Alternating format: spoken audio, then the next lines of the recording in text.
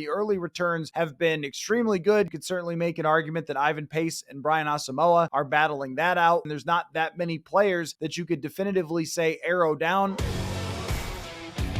Tuesday night's night practice is the final practice before the Vikings' first preseason game of the year. Nice to say that we'll have Vikings football on in just over 48 hours from the time of recording.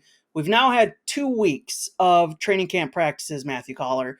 And before we get to that preseason game, I want you to give us a quick stock up, stock down on Vikings players, coaches, staff, whatever, heading into that preseason game. Yeah, I mean, I think that the stock is way up on Jordan Addison so far, that his first impression could not have gone a whole lot better after, of course, he started with a speeding incident, but that hasn't translated all to the field. Not that I expected that it would, but he has shown just a lot of talent early on, a lot of highlight reel catches. He seems to be open all the time. Now, that doesn't always equal, a huge season, because there's a lot to go along with that. There's, understanding the offense and so forth, and being in the right places. And then there's just opportunity when you're playing alongside of Justin Jefferson. But the early returns have been extremely good. Kevin O'Connell even mentioned how happy he was with his blocking. So I guess when you're getting that much in the weeds, you really like a way that a guy is going. But he is going to get some action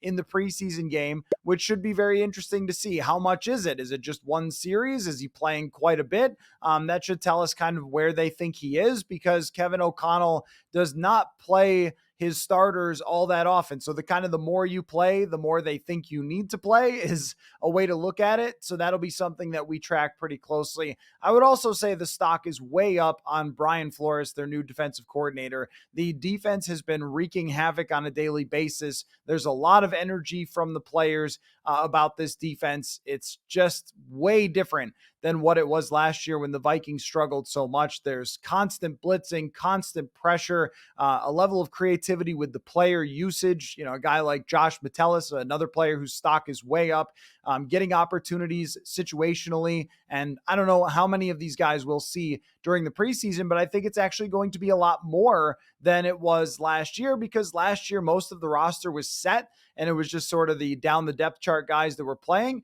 But this year there are a lot of position battles still to be resolved.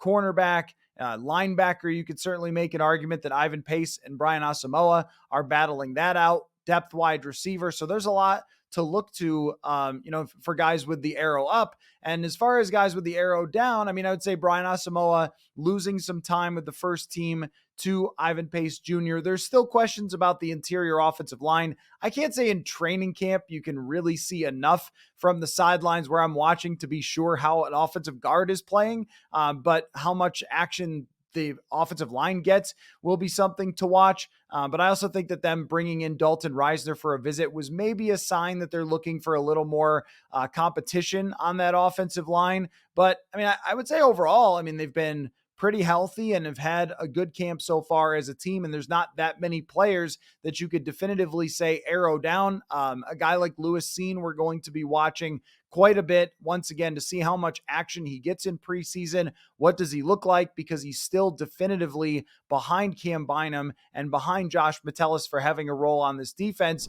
Also, Andrew Booth Jr. was injured. Kene Nwangwu's been beat up. So there's going to be an opportunity for the other running backs to show up and show what they can do in the preseason game as well. That's been another Purple Insider Extra for Bring Me the Sports. Be sure to rate, review, and subscribe to the Purple Insider Podcast wherever you get your podcasts. Talk to you next time.